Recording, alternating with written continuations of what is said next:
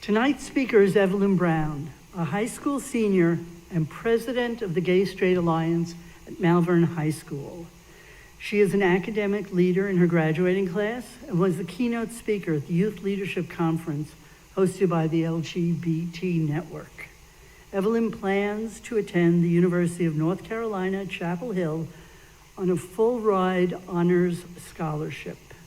She will double major in political science and public policy with a minor in sexuality studies. She intends to work in policymaking to ensure protection and respect for the rights of all minorities. Please join me in welcoming Evelyn Brown.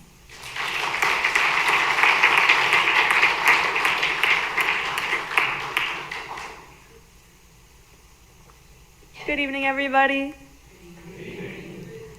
My name is Evelyn Brown, a graduating senior and two-time president of the Gay Straight Alliance at Malvern High School. Today, we are celebrating something truly special, the unity with my community, the LGBT community, and those who are allied with us. And I know people from both of those communities are here tonight. But I would also like us to turn our mind to one thing that is very unique about the LGBT community, the diversity within our community. When you observe the Progress Pride flag, you can see not only the rainbow, but also the black, brown, pink, blue, and white alongside it. The inclusion of these colors is so significant because it emphasizes change and progress. The pink, white, and blue represent our beloved trans community. Acknowledging the change and progress of queer history is so important because, as many people might not know, the Pride flag did not always include these colors, just as Pride Month itself, as officially recognized by President Clinton, did not originally include the trans community. It was not until 2011 that President Obama signed an executive order finally recognizing the inclusion of the trans community in the nationally recognized month. By taking pride in this new and improved flag, we are acknowledging how far our community has come, while also taking a stand for every marginalized person of color, because the black and brown in our flag represents our support for the struggles of marginalized LGBTQ+ people of color. These additions to our flag are very well deserved, as much of our richest cultural history can be traced back to the Black and Latinx ballroom scene, where trans and queer people of color created a beautiful system of expression and protection. While on the surface, ballroom culture is about the runway, drag, and voguing, beneath the surface, you could see how queer people came together to protect and support disowned and homeless queer and trans youth. The very values fostered in this culture, the trust, unconditional love, and the promise of safety and protection for one another are exactly what we must continue to empower us today and be celebrated today. And our flag represents that. I think now to figures like Marsha P. Johnson. She was a Black trans activist who was a trailblazer in the gay rights movement. She stood on the front lines in 1969 at the protests at Stonewall Inn against police brutality, co-founded the Street Transvestite Action Revolutionaries, which provided safe havens for homeless transgender youth, and dedicated many years later in her life to raising money and awareness for AIDS. There is no doubt that Marsha P. Johnson is one of the greatest reflections of pride and courage, which is exactly what this month represents.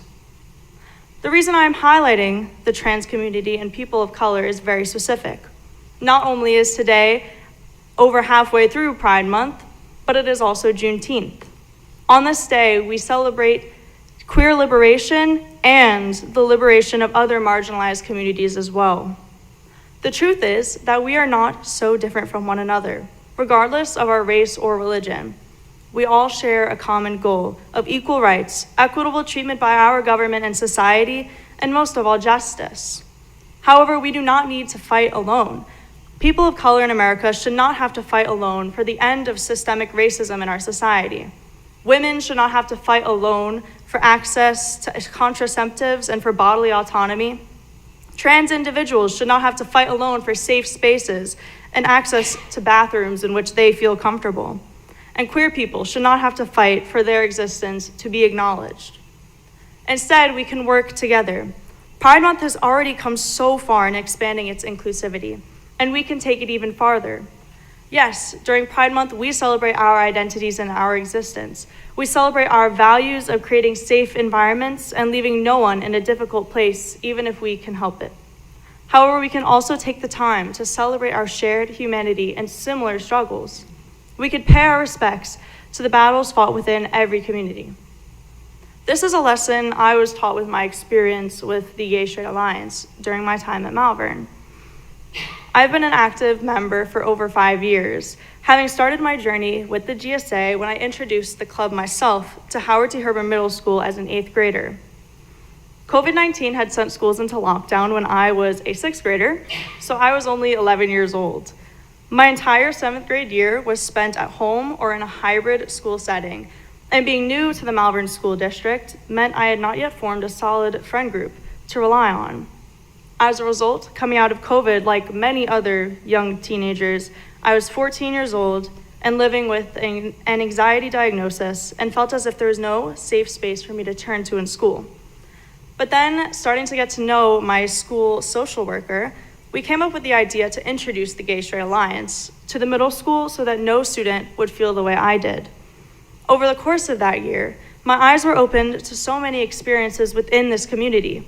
And in a district as diverse as Malvern, I gained insight onto how different cultures can both positively and negatively impact the life of a young queer person.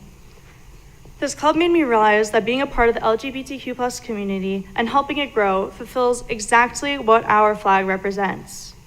Through my time at the GSA, I have felt personally seen and accepted.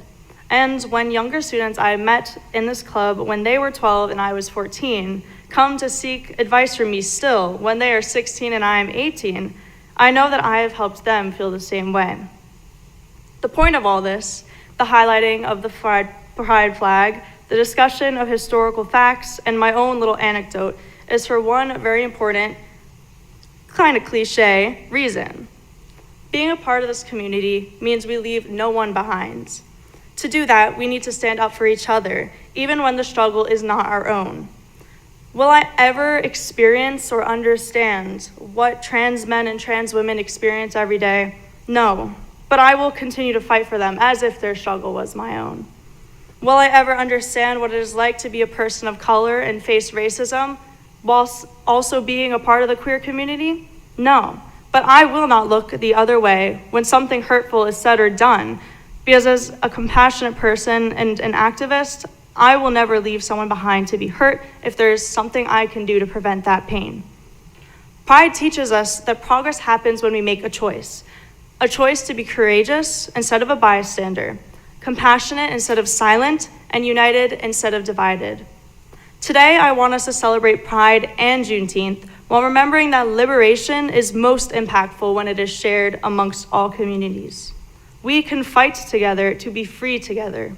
We can build united communities so that everyone feels seen and accepted, not just during Pride Month, but every day of every year.